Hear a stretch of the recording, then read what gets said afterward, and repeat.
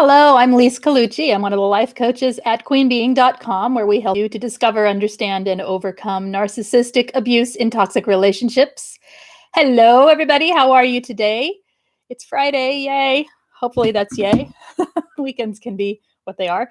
Anyway, hi, you guys. Who is here with me? No one yet. Okay. So today we're going to talk a bit about trust. Tree hugger, hello. I have a question, everything and everyone, including I question it. Okay, we're going to get to that. Okay, so today we're going to talk about trust. Trusting after narcissistic abuse. What's that like? What are you running up against? Talk to me. What's going on with trust? A lot of people feel like they really struggle to trust anyone after they have been abused emotionally, psychologically. So let's talk about that. Tree hugger is saying, I question everything and everyone, including myself. Lack of trust has left me angry and lonely. And that is the point I want to make, is it's not just about learning to trust others. It really comes down to learning to trust yourself. And once you can understand ways to trust yourself and ways to trust your experience, placing trust in other people is different, because it's okay. I asked you to jump in, didn't I? That's hi, tree hugger. So anyway, let's get into this. So I have some stuff written down here.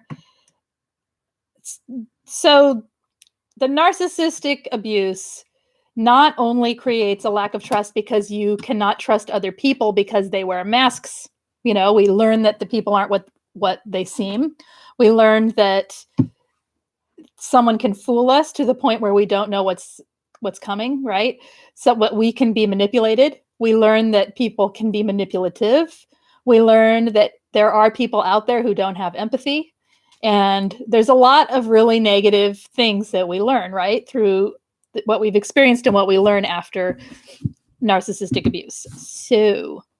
But there's also a lot of good people out there, right? And there's a lot of experiences you can have that if you don't trust, you don't have the opportunity to have.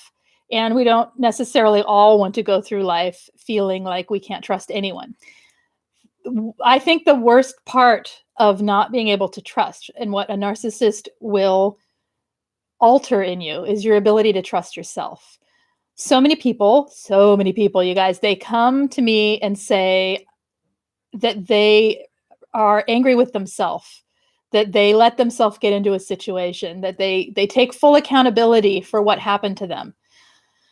And you can hear that from a different perspective, how it's not full accountability we need to take. Having some accountability is one thing, but having full accountability means that you were responsible and you're not. And we're not responsible for not knowing what we don't know.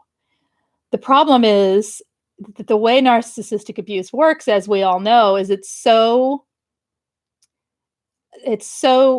slowly brought upon. It's changed so slowly over time. In other words, the narcissist doesn't just jump right in with the abusive manipulation. It's a slowly built up experience, so that our trust in our own experience is being taken away from us through the gaslighting, right? Our trust in whether or not we're even right or wrong in a situation is taken away from us, because of the way they project and gaslight and the way they manipulate within the abuse. So all of your trust in yourself is what's been broken down. Is that making sense? Hi, Jack. No, you did not miss me. I came on late today. Hello, Anastasia. Me too. The tree hugger, a little angry and mostly lonely and sad. And how does that relate to, does it make it harder when you feel lonely and sad to reach out to people? Does it make it harder to, is it because you feel like you can't trust anyone that you don't reach out, or you don't go, I know that after narcissistic abuse, of course, we feel lonely and sad, and it's awful. So I didn't realize how much I've lost trust and how pervasive it is, right? Says Jack. And Vicky is saying, hi. Driving so you can't type. That's okay. Okay, so what do I want to say here about this? What I want to say is that I think it's most important to regain the trust in yourself. So looking at areas so let's talk about that, you guys. Where did a narcissist destroy your trust in yourself? Where did the abuse affect how you view and have faith and trust in your own experiences? There are people, so one thing is we don't even know what we like. We don't even know ourselves after narcissistic abuse. We don't know because of the way they control us and the way that our whole lives are spent taking care of them and their needs and wants and wishes and desires and demands. Demands, let's just call it what it is. Then we lose our ability to know ourselves. So you don't even know what it is you want. So how can you trust it? So getting out there and experiencing things and trying things you may or may not like to discover what you do and don't like, and then watching yourself as you choose to or not to continue to participate in things can help you gain some trust in yourself. Hi, Belle. We'll likely be able to message off and on. Okay. Oh, okay. He's here. All right. A tornado a few days ago. Oh, that's awful. All is well, safe and unhurt. Excellent. Glad to hear it. Tree Hugger says, I've had offers of friendship, but I've never called because it gave me anxiety. Okay, so so let me ask you, what part of it gave you anxiety? What were you fearing? Because there's so many ways this talk can go. The trust it's all encompassing. It's in everything, just like all of narcissistic abuse gets, right? So let's see. Anastasia, am I saying your name right? Is it Anastasia or Anastasia? Does it matter as I'm saying it at this point in time? Of course it matters, but I don't know if I'm saying it right. Totally harder to reach out to people, especially because I'm starting to realize many of the people I'd reach out to are at least a little narcissistic too. Yes. And often we try to reach out to people who simply can't be there. They are simply not emotionally available often. So what we need to learn to trust is where we're placing our trust. We need to learn to trust ourselves so that we can judge what person is appropriate to speak about with certain things in order to place our trust in them. Does that make sense? It's like we want everyone to be all-encompassing friend that you can go to and trust with everything, but not everyone is. So it's learning discernment versus blindly trusting in everything. Sometimes before a narcissist, we trust way too much. Some people, not everyone. And afterwards, we can't trust at all. And so you see there's somewhere in between. There's a discernment we have to learn about where to going to a person who doesn't know how to listen and can't sit still is probably not the right person to tell the deepest, darkest things to when you need someone to hear you, right? It's that kind of understanding of yourself. And as you learn to trust your own discernment of people, then your trust for others as well as yourself can grow. DC, hello, perfectly said. How can you know what you really want after spending your whole life taking care of other people? Right. We have to be very picky about who we choose and who we share our stories with. Exactly. And that's where you go and you discover what it is that you like. And it takes trial and error in every area of life, including food, movies, everything. You have to learn it all from the beginning to find yourself again. And as you find yourself, your trust grows because you can't make a decision if you don't know what the right decision is to make because you have no ability to act upon your own agency, right? So if you can't act upon your own will and agency, then how can you trust any decision you make? So I've had people with narcissistic parents who grew up with narcissistic parents who have asked me about this. And what has helped them was to take things really small at first and look at the things that they've done that they can trust. In other words, they made a good decision about this or that, and they can trust that they're able to and capable of. So it's about building self-esteem as well as self-trust at the same time. Let's see. Anxiety, Tree Hugger says it's anxiety because they think you're stupid and not up to their standards, and I'm afraid they'll be angry, and I don't want to deal with others, and I don't deal with others' anger very well. So you are being self-critical based on a fear that other people will be critical. So you're jumping the gun, assuming that they're going to be critical of you before they even have a chance to hurt you, and therefore you don't want to reach out because, okay. So it sounds like in that case, working on your belief about yourself because you're not stupid and you're up to your own standards. It doesn't matter if you're up to other people's standards, right? You meet your own standards. And You're afraid they'll be angry. One thing we have to learn as survivors that other people are responsible for their own emotions. Not to say we go out and provoke people just to make people be responsible, but if someone is angry about something, you have to say no, you have to set a boundary, whatever. It's up to them to control and contain and react appropriately. And if they don't, it is not a reflection on you. Then it is a red flag to walk away. Does that make sense? Anger, other people's upsetness can be simply a sign of them needing to communicate something. Or it can be a red flag to walk away, right? So a person who is has a higher emotional intelligence and understands how to be accountable to themselves might feel angry with you. I'm just making it as an example about something that you've done, and they have a way of discussing it with you so that even though it's not the most pleasant conversation, it's still a productive conversation, one that is fair to both sides. And that's the kind of people we're looking for. We're looking for people with emotional intelligence. If someone gets angry with you and they just over nothing, over something that they shouldn't, or over, like in this situation, I don't know what they'd even be angry at if you're just reaching out to them for support or for to trust them with something. I can't picture a scenario, but since you're saying it, we'll go with it. Then if they get angry about that, then there's something wrong with them, not you, right? And so it's what you learn to trust in that situation is that you're able to step into something, see that it isn't working for you, turn around and walk away. That's how we learn to trust ourselves. We take baby steps into the deep end, right? We take baby steps into the harder parts. We don't have to go all at once, but so I want to make a point that when you're learning to trust yourself, people will often, there's something in my eye. I'm sorry, I'm blinking. I'm not winking at you all. I've got something in my eye. I'll wink anyway. There is a lot of people will tell me that, well, I tried it and it failed and therefore it doesn't work.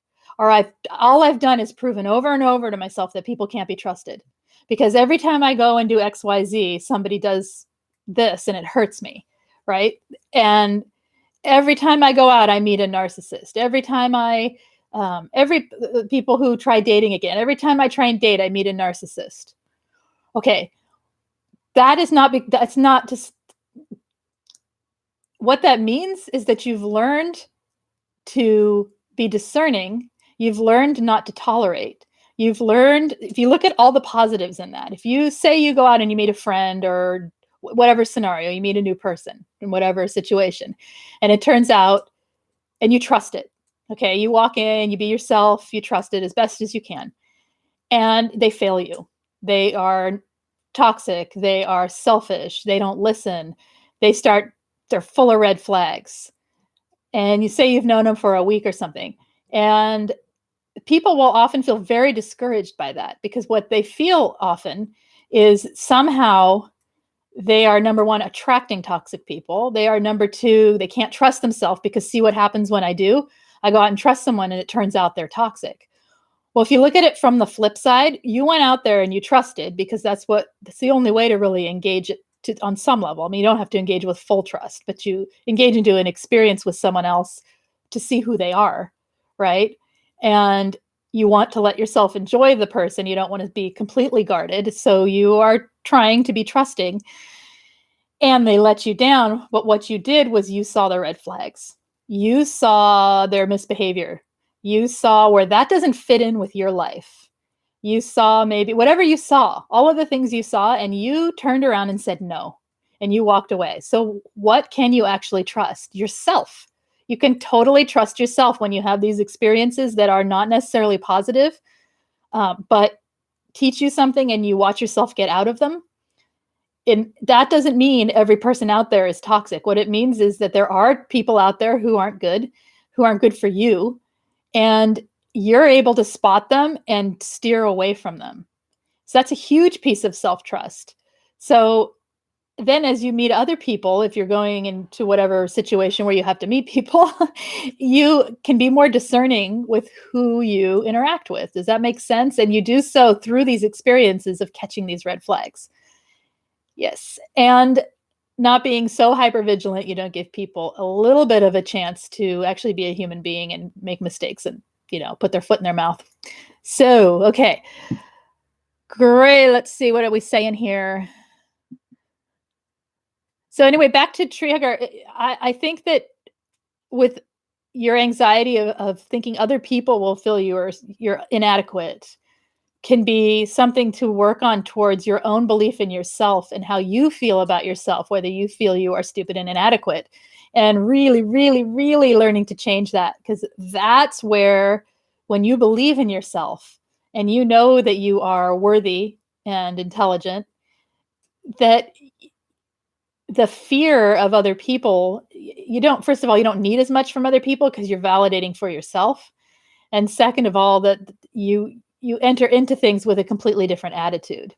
So that fear of, if someone thinks I'm stupid, I'm sorry. If someone thinks I'm stupid, too bad. I'm not everyone's cup of tea. That's fine. But if they literally think I'm stupid, then honestly, I can't even agree with it. You know what I'm saying? Like, I mean, I'm not the smartest thing in the world, and I've got whatever, but I can't agree with anyone who would think that about me. So it would be, for me, I'd flip it around and realize that's a huge red flag, that they just made it so that I'm feeling like they think I'm stupid. Okay, they're out. I'm not going to be around them. And then I trust myself again. So what we're learning is to take care of ourselves. We're learning to trust and that we have our own backs. All right. Released all the toxic people and spent some time alone. I cannot meet new people still to this day, 2 years post discard. Pretty much don't go anywhere but work. What changed? Is it fleas? You tell me what changed. Did you used to be very social before the narcissist, Grace? Did you, is this a total shift in your way you normally interact with people prior to the abuse? It could be guarded fear. It could be fear of the other shoe dropping. It could be exactly what I'm talking about, that you have built. So, okay, here's the thing. We build a fortress of solitude around ourselves. Isolation is, it's a breath of fresh air after toxic abuse. You know what I mean? It's safe. We build a safe place through staying in isolation and through not going out and being social. Not everyone is super social. That's totally okay. But if you want to be social, but you're finding you can't be social, we have to, part of the growth of being a survivor of emotional abuse is pushing against the discomfort of trying things again and not living completely isolated in a safe zone. All right. It's scary. It's scary. And sometimes it just takes tiny, tiny baby steps. And if you're a person like me, you just jump in. So it depends on the person, your tolerance levels, what you feel like doing. Sometimes people realize that they were actually hypersocial because they had a need for a certain amount of attention. They had a need for validation. And after they've healed from abuse, they realize they can do that for themselves and they don't need that much social interaction. And 1 or 2 people is fine. And so then it's a slower process because you don't go out and meet 1 or 2 good people overnight. That takes time. So it could be something like that. Anastasia, let's see. What did you say here? For me now, I'm realizing I'm just so traumatized, basically feral, skittish, and scared anymore. Right. And so this is what I'm talking about. It's rebuilding your own self-regulator, your own self-trust. Learning that you can pay attention.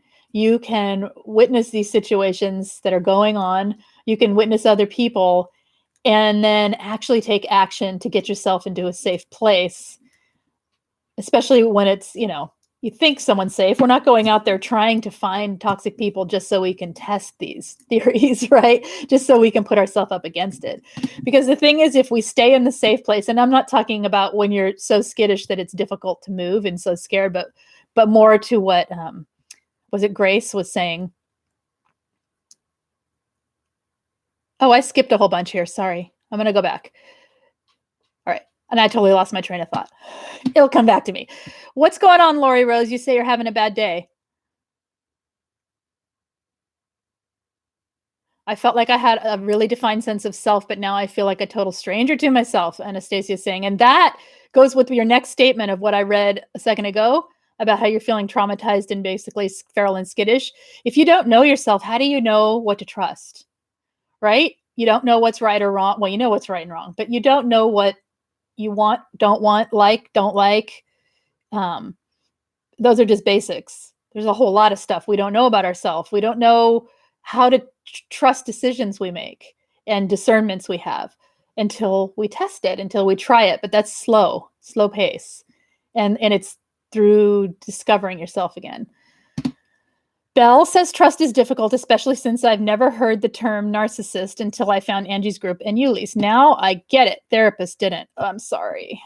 It is difficult. And right now you're still in a situation where you have to be guarded. And so it makes sense that you wouldn't go around trusting everyone in the whole world. Or it also could make sense, Belle, that you would trust people too much because you need it so badly, right? So that's where you've got to learn to trust yourself, that when you're in this situation, and when I'm in a situation around the narcissist, I can gray rock. Totally trust yourself there if you do it. When I fail, it's okay, because what I learned is when he pushes this button here, I react. So now I know not to go near that button, number one. And if it does get pushed, turn around and walk away. We learn to trust ourselves. We can keep ourselves safe. Because what's happening is with the cognitive dissonance with narcissistic abuse, especially when you know you're being abused, but you can't get out because of the trauma bonding or for whatever other reason you can't get out. Basically, part of us knows that we're in a situation that's toxic, and we know we are letting ourselves be there. And I totally don't mean that we are letting. What I mean is so many people afterwards tell me that they feel like they let it happen. So I'm just repeating it from that place. That breaks your trust in yourself. So when you are still in it and you can't get out for whatever reason, and you start to experience things like gaslighting from the narcissist, and instead of reacting, you gray rock, you can learn that you can trust yourself to have an appropriate reaction that protects yourself from an escalated narcissistic abusive episode. Does that make sense? You can't do that forever. It's temporary, and it's learning to it builds your self-esteem up. If you can start building that up while you are trying to get out, it's a lot easier to get out, I think. All right. DC says, same thing happened to me. She's talking to Belle, he, she, I don't know. Guy, it says, okay. DC guy, which must mean, I don't know. Are you a guy? I just learned these terms about a year ago. So much time wasted and lost not knowing that there was a name for all of this, right? Jack says, I made the right decision today about how I want to be treated as a customer who has had rats in my storage place. Oh, good. And so you can trust that you can make great decisions. Excellent. For me now, I'm realizing I'm just, okay, we read that. Wait. Belle is saying, I believe now I am more able after much learning. I'm currently stuck here, but I do envision one day discovering a healthy relationship. I'll be okay either way. Your healthy relationship that you will discover begins with you. Okay. Building a healthy relationship with yourself is you become that nice partner to yourself that you're seeking. We are all we have. Another person is a nice addition to our life, but we are what we have. We are what we need, and we can be there for ourselves. I know it sounds boring and lonely. It's not. Well, it has its moments, but it's not. It really can increase your chances in life of having a healthy partner as well, if you can be a healthy partner to yourself. So,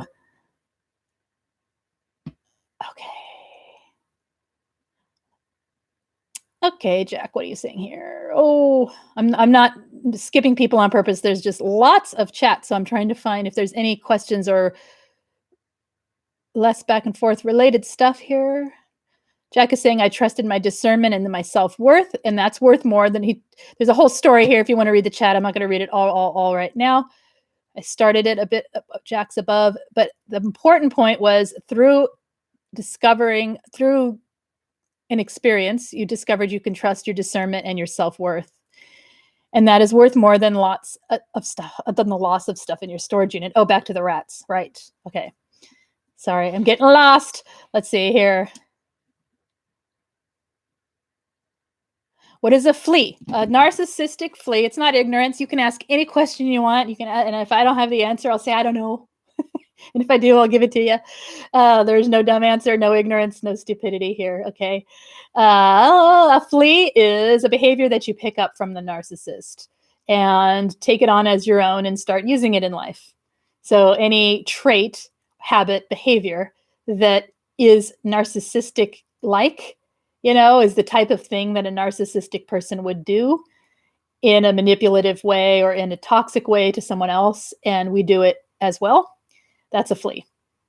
So passive aggressive manipulation could be a flea. Oh gosh, whenever the topic changes, my brain has to. It's like I have the old analog version, and I can't flip quickly. Okay, I'll think of fleas. I'll think of more as we're talking here. Maybe. Okay, Grace is saying, tough to say. I used to be more social, but I always had a man with me. I'm staying single at the moment, so it's going it alone, and it's tough after doing it for 6 years. I kind of want to be social and don't want to do it alone. Okay. Well, it's the safe place you've created of solitude has to be challenged in order to allow other people in. It's a simple fact. People can't get through. Right? People can't get through our barrier we put up because it's our safe place. It's where we're keeping ourselves, right? We're putting ourselves up in the tower and saying you cannot come in because we don't trust anyone. So it's a matter of baby steps, finding safe. Okay, I did a video on safe people versus toxic people. What was it called? Emotionally safe versus toxic people. That might be good to watch so that you can look for signs of the emotionally safe people as you go out and meet people. Doing things, Grace, that are self-focused, entertaining, active things. That's why meetup groups are good. Or classes, like doing an art class or something where you meet like-minded people that have similar interests. Can be a slow but steady, safe place to go find other people to be around because it's less personal. There's a main topic to talk about. You can talk about your painting or your sculptures or whatever you're doing. And you get a sense of people, and you can then take what we know about red flags and apply it to the situation. Are they showing any? What are they, when they talk, is it manipulative? Are they kind? Do they listen? Are they warm? Are they inviting? Are they mirroring me? Are they copying me? Did they suddenly seem to act just like me? Like you start looking, and that's how you can learn. You don't have to be those people's friends, but it's sort of studying the way you interact with other people and seeing how that if you can catch things or not catch things and notice things about other people so that you can make the decision and be discerning. I think a lot of times part of that isolation can be our lack of paying attention to other people versus what we want to do is pay attention to what we think other people are doing to us. Does that make sense? Okay. It's not making assumptions. It's seeing people. What we have to learn, the biggest piece of trust, and this is why I say it every single time I talk about a narcissist, is we have to learn to trust a narcissist is what they are. Somebody without empathy and with no accountability and that's it, right? That's the part we have to trust as the truth. All the other stuff is behaviors. That is the core of the way they operate, is that they don't have empathy and they won't be accountable. So knowing the red flags of behaviors are great, but also understanding that they are what they are. And if someone is showing those signs, they may not or may not be a narcissist, but they certainly have signs of toxic behavior. Is what it is. End of relationship. Bye-bye. Someone having one or two red flags with a whole lot of other good stuff mixed in might just mean they've got their issues, right? So we learn to be discerning and take our time and slow down. And that is how we learn to trust, seeing things as they are. If we listen to our emotions, if we listen to assumptions, if we listen to fear, meaning we see a couple red flags and we immediately think narcissist and run. If we listen to anything emotionally based that is sort of like triggered from the abuse, then we can't trust. We're not seeing the actual person in front of us. So it's slowing down and actually watching and listening and paying attention to people, I think, helps with the trust. No, don't. And Oswald agrees. And do you hear them running? Okay, stop barking. It's just the kids. I know. Sorry, guys. Sorry about the very loud barking. Hey, shh, protection. I know. They're protecting me from the elephants upstairs. Hey, shh, Oswald, it's enough. Thank you. Oh, the neighbor kid come over. So you see, now I wait till the end of the day to do this, thinking the kids are done playing. They're going to just sit down. No, they keep running around. Okay. All right. What am I missing here? Okay, sorry. Oswald, just if you can't stop, I'm going to end.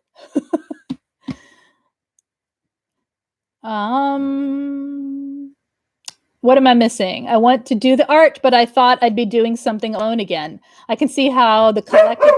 Okay, Oswald, shush, shush. He wants to talk instead. Can we just let him talk? He says...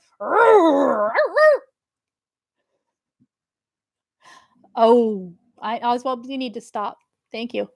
Yes, I think the collective experience is super helpful. Getting around other people is super helpful, and paying attention. Another thing you can do in a group, if it's a more social group, like some meetups have dinner meets and have book clubs, things where people are talking, is stay on the sidelines, be a little bit quiet. It's okay. And watch other people interact with one another. You can start to see, oh my gosh, people are pretty disingenuous. Or, wow, that person seems pretty genuine. And then, oh no, I see what's happening. You can start to see people's behaviors if people watch in that way, in an interested way, not in a critical, judging way, but in a interested way, because we have to learn that because there's, yeah. Sorry. All right. I'm here. Okay. What are we missing here? You like the name Oswald. Thank you. No, guys, I'm working. Remember? Sorry, this is like the wrong time. No more 4 o'clocks. I'm working. Yes, thank you. Stop barking, meet the group. I'm going to end. It's all his fault. Oh, I'm getting silly at the end of the day. Okay, you guys. So what else do I have written down here? Let's read what I wrote and get back on track. With trust. Did I talk about failure being a good thing? I did, didn't I? Looking at what's in front of you. Gaining perspective on yourself, well, we talked about this a bit. I forgot who said it in the beginning. Hi, Robin. I forgot who said it in the beginning about feeling stupid, feeling like other people would think they're stupid. Limiting self-talk that is limiting beliefs. As you work on limiting beliefs and gaining perspective and altering your perspective on your limited beliefs that keep you stuck in believing that you are beneath other people, right? Those things make it really hard to trust because you're trusting from that place. Everyone's out to get me. Everyone's, think about the limiting beliefs you have. And if that was what was making the guiding decisions of your life, those limiting beliefs, you wouldn't be able to trust anything. Number one, you can't trust yourself. And number two, you can't trust other people because your perspective is way down there. So as you change your perspective on yourself and what you believe about yourself, then you can improve the way you trust and the way you discern. Does that make sense? Okay. Oh, crikeys, Lise. It's fascinating and scary noticing how many disingenuous people there are, isn't it? I think it's just the way we're taught to be as well, socially. So got to give people a little bit of room, right? A little bit of room and watch. Time is huge. Giving people time, giving yourself time to get to know a person, to understand them, to watch them in different situations. It's a huge one for trust. We want to trust, and we want to trust now, or else we want to run, right? Or we want to hide. But it takes time, and it takes getting to know someone on many different levels in many different ways. For instance, I don't have to trust Mary with everything in my life. If Mary is a flighty, funny, silly woman that cannot take anything seriously, I am not going to run to her with something serious and think I can trust it, especially if she likes to tell stories and gossip. So I trust Mary to be Mary. Does you see what I'm saying? You learn to see what's right in front of you and trust what's right in front of you. That doesn't mean you pour blind faith into somebody else. It means you trust the person they are presenting to you. You trust yourself as the person you know you are with the integrity that you have for yourself. Does that make sense? My limiting beliefs aren't wrong, though. Explain, Grace. What are your limiting beliefs that aren't wrong? It's like dragging a boulder uphill to get confidence back. Explain to me some limiting beliefs that you think you have that are not exactly wrong. The thing is, okay, I want to hear a couple, if you don't mind, or one.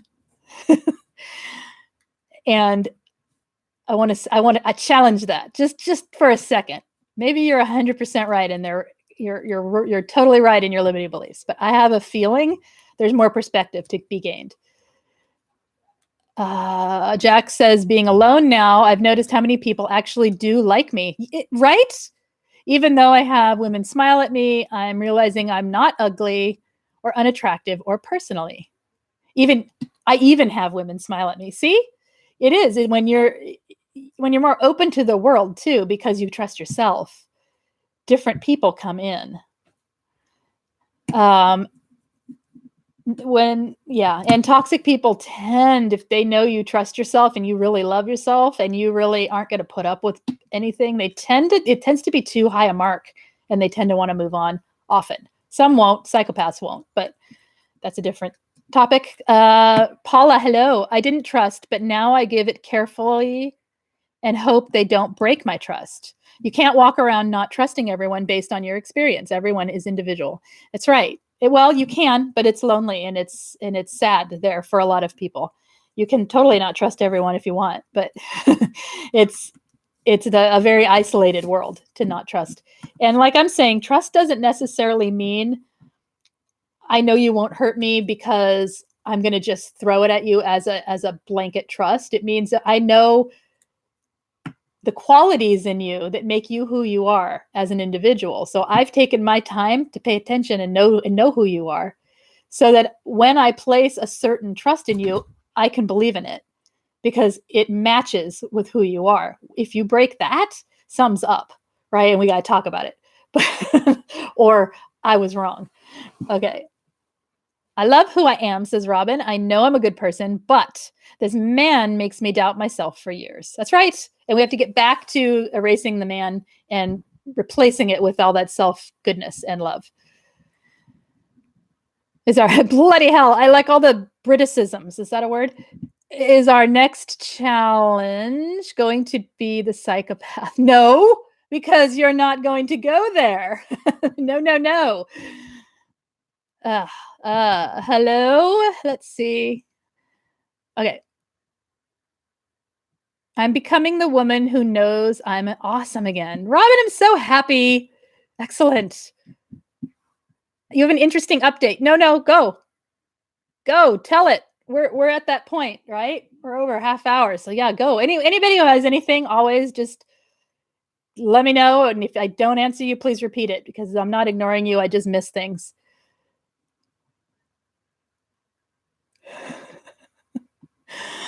Go, do it.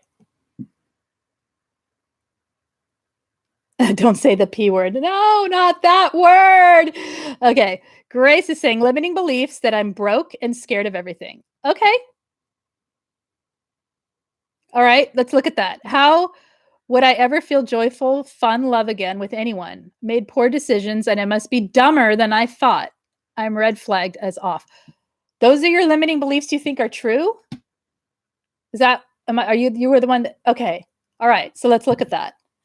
I'm broke. I'm broken. That's it. I'm broken. Okay. Number one, everyone is. I don't know anyone who doesn't have pieces of broken in them.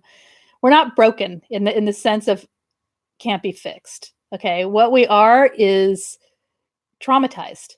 And our eyes have been open to things that other people's eyes have not been open to. So in a way, you're more awake. Sometimes when you're more awake, it's painful. You're scared of everything, likely because you've had abuse. And so what we're talking about here is learning to trust yourself, not other people. Learning to trust. If you are scared of everything and everyone, then you learn to trust you, and you learn to trust that if you're in a situation that you don't enjoy, you can get yourself out of it. If you are going to buy food, you can purchase the food that you enjoy eating. Like things that build your life going the direction you want it to go helps you build the trust in yourself that you can take care of yourself. The broken is, well, I'd have to know more about how you feel about that. How would I ever feel joyful, fun, love again with anyone? You start doing it with yourself. You start finding it in life. You let yourself laugh. You give yourself permission to have fun. You give yourself permission to have joy. We have had the joy stifled out of us, squeezed out of us. We've learned that joy means the other shoe is going to drop. That's not going to happen anymore. You realize that you're in a safe space on your own, and that it's okay to laugh at something. It's okay to smell the roses, so to speak, right? And you find tiny, tiny, tiny joys all over your day if you can. It really, really adds up, and it adds up quicker than you think if you don't judge it. If you don't judge it as best you can.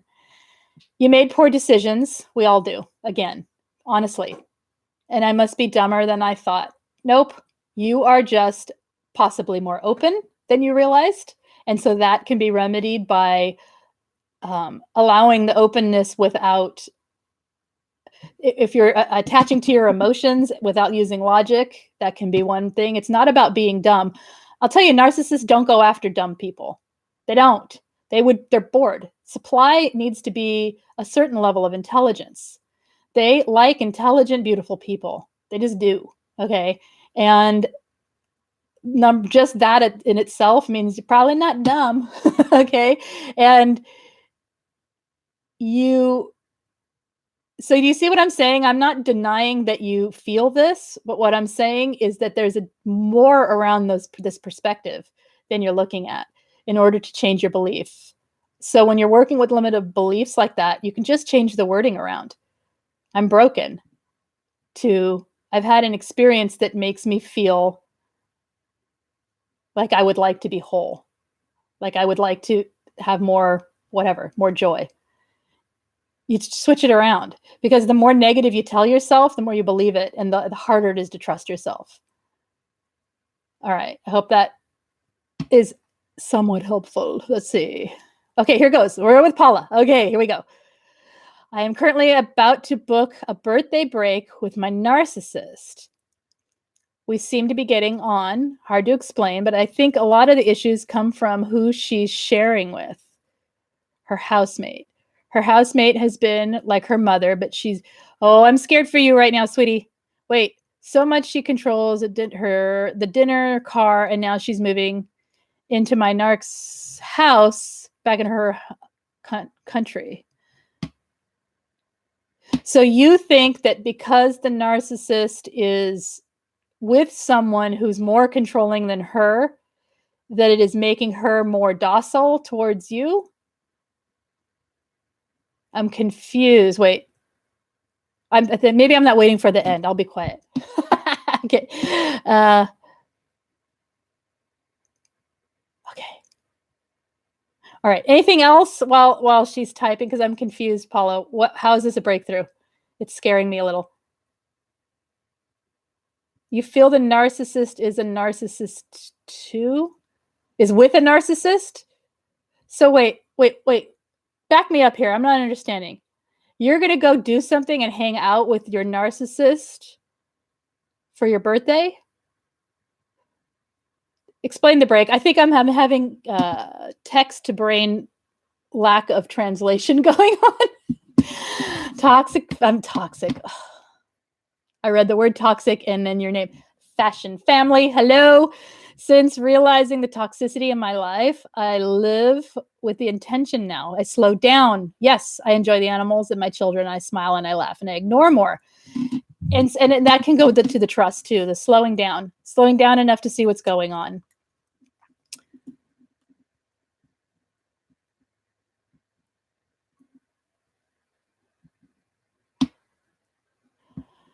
I'm really confused, Paula. I'm worried for you going to hang out with a narcissist. How is this a breakthrough? Tell me what's feeling different about it? And what's feeling like that's safe for you? I mean, you can do what you want. I'm just worried about you.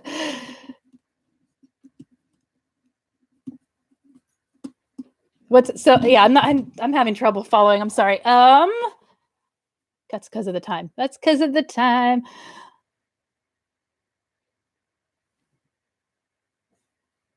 Okay, I'm sorry. I'm reading and not talking. That's it's really poor live streaming. Hit me with some stuff, guys. Let me talk. Let's talk. Her narcissist is being controlled by another narcissist, which is the cause of the Paula's relationships issues. Is that what you're thinking? She never opened up. Oh, honey. They will open up to you when they feel sad and like they need someone. It's a ploy. Okay, don't trust the narcissist. Don't trust a narcissist. They will open up when they need someone. They're not emotionless, okay? They're not robots. They have all the same feelings that we have. They have the same needs that we have to be heard and listened to and feel important and all that. The difference is they have no empathy and no accountability, which means that they have these feelings, but they don't have a place to put them. They don't know what to do with them except shove them behind their ego and make it all about them. So if what she needs is a sounding board, she's going to use you for it because you're empathic. So she's going to use you as a place to dump her emotions so she doesn't have to deal with them and she doesn't have to be accountable to them. So now you get to hold her emotions and be her emotional support while she has another person as a partner. You see what I'm saying? It's a ploy. It's to keep you as supply. It's not a ploy to keep you as supply in that she's deliberately thinking, I want you as supply. I don't think they think that way, most of them. I think that they are thinking, I need her in my life. She's good for me, like we would. But they don't have anything to give back. So what she's giving you is what you've always wanted, which is the emotional connection, but it's not real connection. It's one-sided. Can you see how it's totally one-sided? Even if she's listening to you right now and hearing, oh yeah, I know it must be hard for you too. It's bullshit. telling you, if she's truly a narcissist and does not have empathy, this is what they do when they aren't getting the proper supply, right? So if they've been with someone who gives them really good emotional supply, and they're suddenly with someone who's narcissistic and gives them no emotional supply, then they're going to go right back to their nearest source of emotional supply need and start taking it. And what it can look like is giving. Because she's giving you all this talk of stuff opening up, as you said. This happens a lot. Okay. Yeah. Okie dokie. So I'm saying be very cautious and be very aware that this could be what's going on. It's like a Hoover. It is a Hoover. And yes. And keep you safe because you are what matters, not her sneaking birthday. Okay.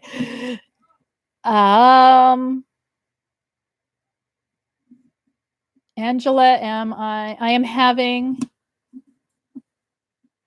a hard time doing anything alone. I have terrible anxiety. Wait.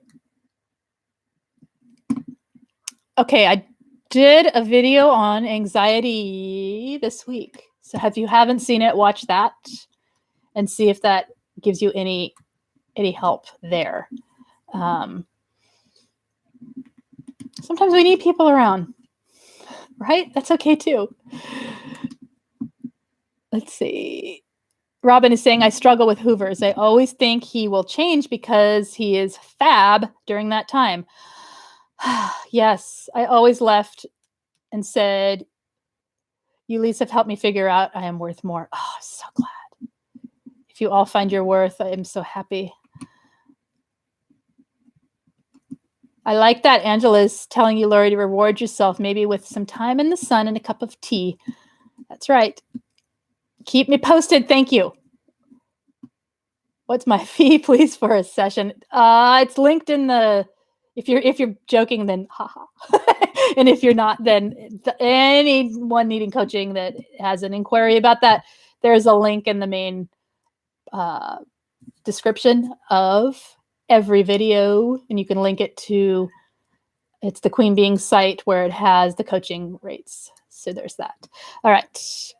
I just found out my narcissist's father is a covert too. He's tortured his wife all her life. She self-medicated with booze until she died. Now he's using his adult children as supply. This is the end, so the cycle continues, right? Because it's all they can do. We get tired of hearing about how they use people, but it's really all they can do. You'd be screwed without the videos. You're welcome. I don't want you to feel that way. You're welcome. Any ideas for videos, you guys? That sometimes if I don't know what to do, that's when I don't come on. So hit me with ideas so that I can, if I have enough for the week, I'll just come on every day. Yay! Give me 5. Give me 5 good meaty ones. Enough to talk about for an hour. What do I know about the tummy trusting? I have no idea what that is. I don't know. I like the sound of it though. Sounds cozy. Anything else you guys want to talk about? Did I miss anybody's questions or comments? I think I said everything that I was thinking of about trust, at least for right now. Self-trust being the most important. Trusting your gut. Tummy trusting. How cute. I like that. What do I know? Or what about trusting your gut? Oh, that is true. Most of us are pretty empathic, pretty intuitive people. And we get into intuitions and the feeling of trusting your gut.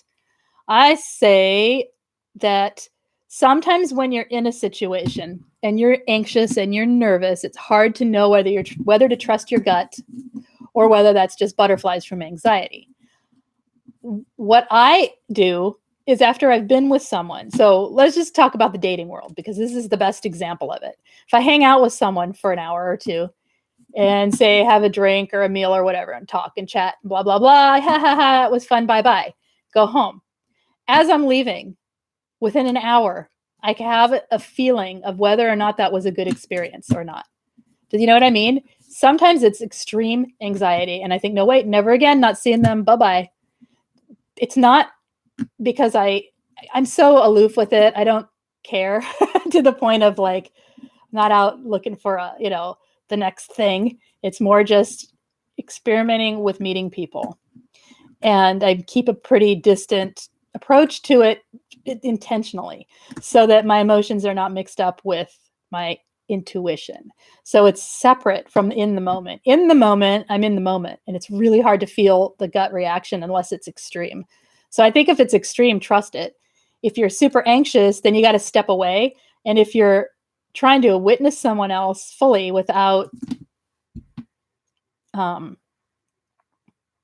judging, in other words, trying to see them for who they are, for me, I have to step away. You learn for yourself what works. I have to step away for about an hour and then get a sense of how I'm feeling about that experience. And that's when my gut instinct kicks in. So everybody's a little different with that. But I know for me, if it's all up in my face, I can't sense it. I can't tell what's me and what's them. You know what I mean? What's my anxiety and what's the other person creating a gut reaction. Studies show that our gut is designed to warn us. A single nerve goes straight to our brain for speed. Yep, it's true. But that's what I'm saying. If it's cross-firing with your own anxiety from social anxiety, then it can be a little confusing. But if you step away from it and it's still happening, there you go. Lise, I think what to do about being the black sheep in the family would be a valuable topic. Ooh, I like that. Black sheep. Okay. I'm writing it down. It's there. Got it. My therapist coached me this week that if I feel like I have to protect myself, then there's an issue. That's it. Have to trust it. Good. That's right. And then the more you trust yourself, the more you can relax around other people to see whether it's your reaction to your anxiety or your reaction to them. But you got to first get to where you trust yourself, I think. Don't forget about the children. Okay. All right, you guys. Anything else? What? How do I not destroy my new relationship due to trauma? Say more, Lori. What's going on? We'll end with your question here, unless you wanted that as a whole topic.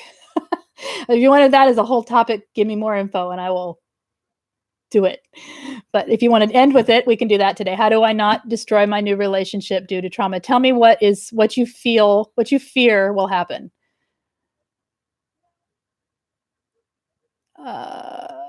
Yes, it sounds, Paula, she's saying it sounds a whole topic. Okay.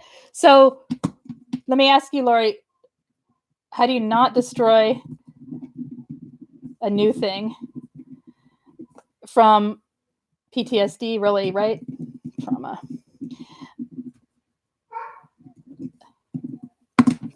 What do you think? What do you fear you would do? Or are you in that situation now? Insecurity? Okay. Taking notes as we talk live. I am my secretary. All right. I just hate all of this. I want this feeling to be over. Blah. What do you hate, love? What's going on? What do you want to be over? Topics on the children post-marriage. Yes, that's right. But the younger children, right? All right. You're so insecure. What else, Lori? You don't trust. Okay. Are you in a new relationship now personally, or are you just speculating on how you would enter into one? Okay. Anything else, you guys? Anything you want to talk about in the next few minutes? I think I am done with this. Otherwise, the best therapists answer your questions direct. Never feel invisible here. Thank you. Good. You're not invisible. You are, and he's a younger man. Okay. All right. Any other insecurities you have, just list them so I can address them directly. And I will try to do that. If I don't come on this weekend with it, I'll try. I don't know what my weekend's going to be. I mean, I'm trying to do a weekend one for fun and see if there's a time that works. Probably morning, Saturday morning, Sunday morning. I'm not sure. No, not tomorrow, Sunday. I'm going to go do some fun tomorrow. Not that this isn't fun, but you know what I mean? Something active. Okay. Hi, Phil. Pieces can always be put back together again. I pray you believe it. This time, say to yourself, the result is going to be fulfillment, joy, and a free life because you deserve nothing less. That's beautiful. It hurts over and over. I want to be free. You're awesome. You just made the loveliest haiku ever. I like that. Write it out. It's beautiful. Not that I want you to hurt, but it's funny in the way you worded it in succession. Made me smile, Robin. All right. I know it does. It hurts over and over. It's like this endless layering and layering and layering of pain, and you're getting through it. As the more you feel it and walk your way through it, and let yourself be where you are while you continue to work on positivity and self-care, the better it is. And I'm going to tell you, you're going to come out stronger than you were going in. That's what's so good about this. There is so much growth that can happen that would not have happened had our eyes not been opened to this type of abuse. Because what this type of abuse showed us is the destruction of how someone can psychologically and emotionally be destroyed, right? Not that we want to see that, but because we can use the information as an awakening to how to build a stronger and better life for ourselves. Does that make sense? It can be very positive once you get there. Just keep going, because over and over, you'll start feeling better. And you will be free. And yes, right now it does hurt. And I want to acknowledge that because it, like anything, it can come back and hurt once in a while, even when you're all the way through it. It's okay though. It's just, we have emotions and we feel, and we're lucky enough to be able to understand what to do with it and have enough support to get you through it. Okay. Phil, she says, I think I love you. I think we all love you. That was awesome. Scorp was dealing with a jealous, envy, narcissistic friend. She lied about me and made up a story too and lied to people. I said all these things to them that I didn't say and turned them against. She smeared you. Yep. All you can do in a smear is hold your head up high and tell the people, if you know me, you know the truth. That's it. No arguing, no debate. Roll your eyes at it and walk away with your head held high. There's not much you can do with a smear except completely. The more you fight it, the more you try to get people to hear your side, the more it sounds like you're being defensive, because that's how smears are set up. It's awful. However, hold your head up high. Tell people, if you know me, you know the truth, and keep going. Okay.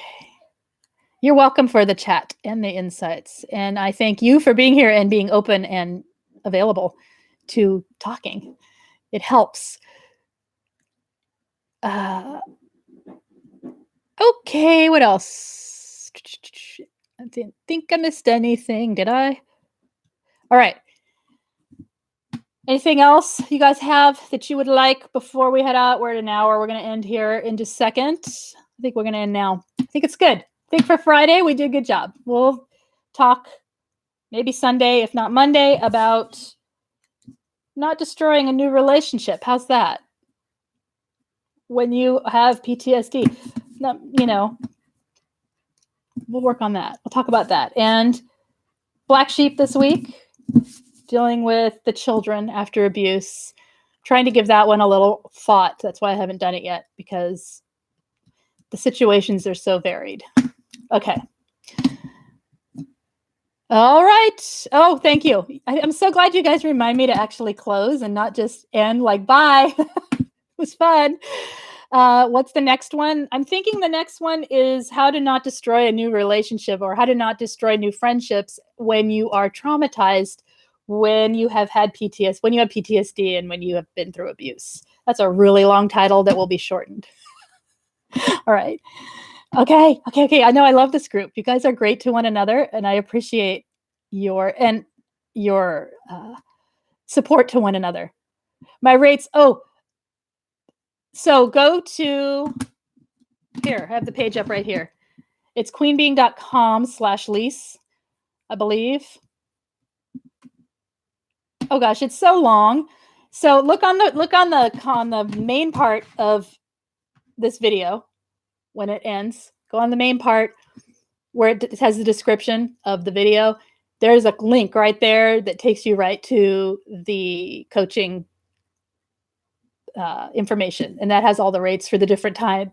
It's all different, whatever you package you want, and that's where that is. You're welcome, Robin. You're amazing as well. I like all the butterflies and hearts. Sorry, lost in chat. This is what happens when you chat a lot too. You just get, oh, I'm alive. Okay. So anyway, if you enjoy this program, please hit the thumbs up so I know which topics you guys like. Hit the subscribe button if you have not already done so. If you would like texting alerts before I come on, I send a text 5 to 10 minutes prior to. It's the only text I send. Text me at 33222 and the word Lise Live, all one word, LISE, And that's it. I will see you guys very soon.